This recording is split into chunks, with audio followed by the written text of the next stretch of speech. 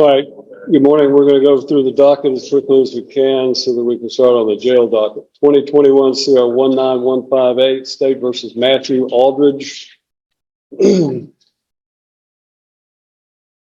you Matthew Aldridge?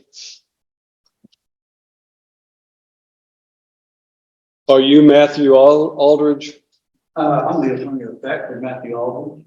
You were what? The attorney of fact. Attorney what? Of fact. Attorney of fact. And what does that mean? You know, his authorization to do legal representation. Are you a licensed attorney? No, I'm simply an attorney of fact. Okay. And does that mean you have a power of attorney? What is your name? What is your name? My name? Yes, sir. I don't have. You don't have a name? Pardon? I'm the attorney of fact for the respondent area. Well, let me explain to you.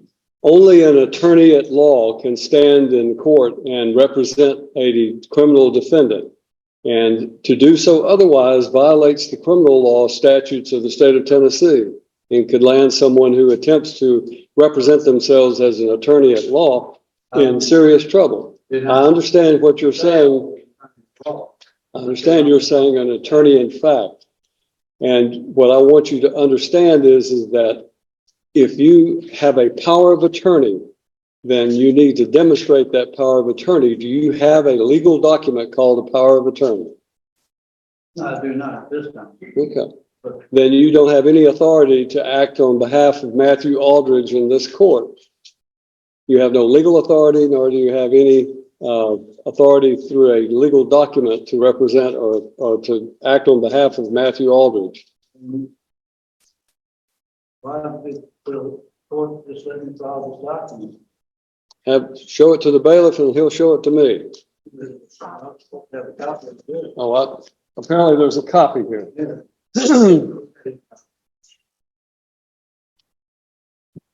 All right, this is in the state of Tennessee of Cheatham County and Chancery Court, which is filed in the wrong county because in the wrong court, because this is circuit court. You just be quiet. You go to the courthouse, it comes up.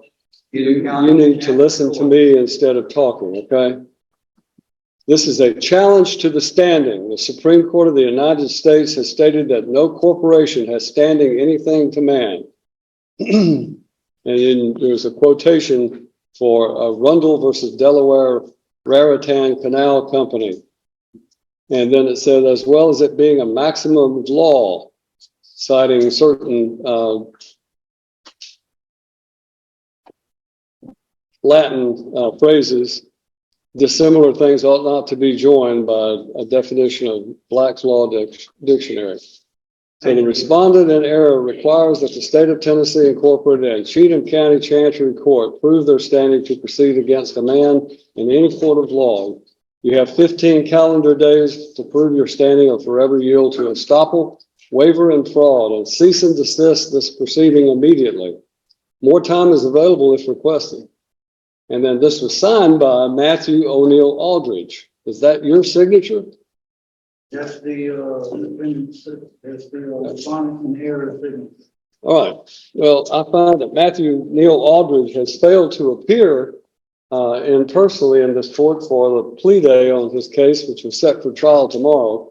And as a result, you have no standing, sir, under what I know what you're trying to do is to try to use the sovereign citizen approach to this situation. And I'm simply telling you that you do not have the right to represent Matthew Neil Aldridge. If you are in fact Matthew Neil Aldridge, then you need to say so and stop this nonsense, because what you're attempting to do has no legal effect. You cannot challenge the criminal law or the jurisdiction of this court by simply filing some legal mumbo jumbo having to do with civil litigation.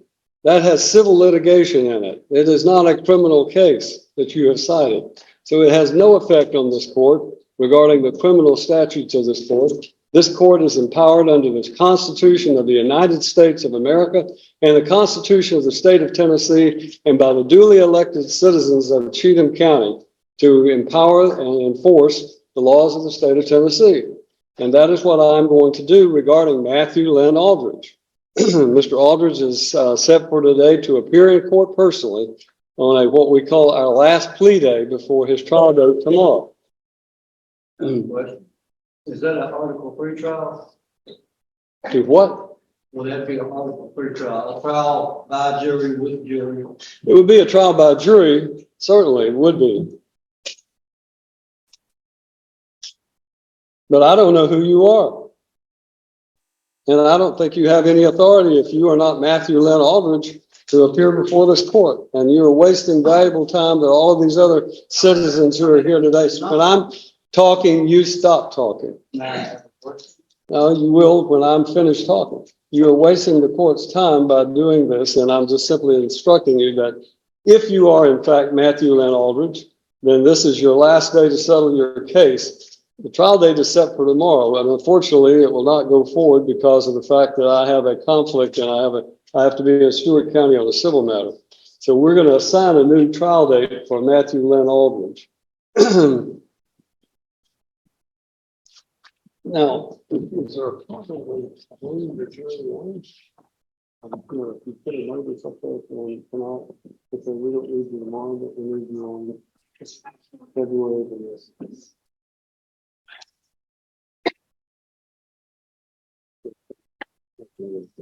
February 7th would be a day I could give it. Is that possible?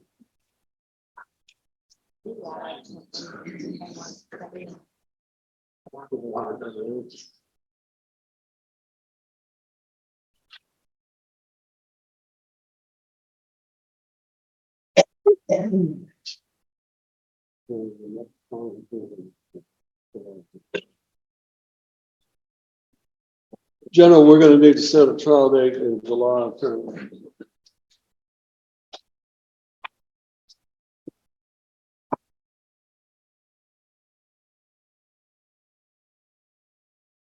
July 15th. I'm sorry. July 15th. July 15th. Right from the start, the judge realizes something unusual is happening. Instead of simply identifying himself, the man claims to be an attorney in fact for the defendant. The judge immediately shuts that argument down, explaining that only a licensed attorney can legally represent someone in criminal court. This is a classic sovereign citizen tactic, using confusing legal language in hopes of avoiding the court's authority.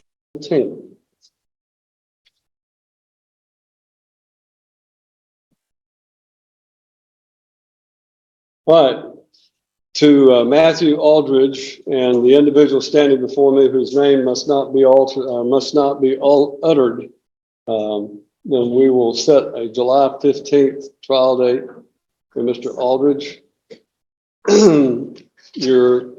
Whatever this document is that you have filed is in fact invalid because it does not cite any valid criminal statute, and therefore I'm denying whatever that might be in the way of a motion.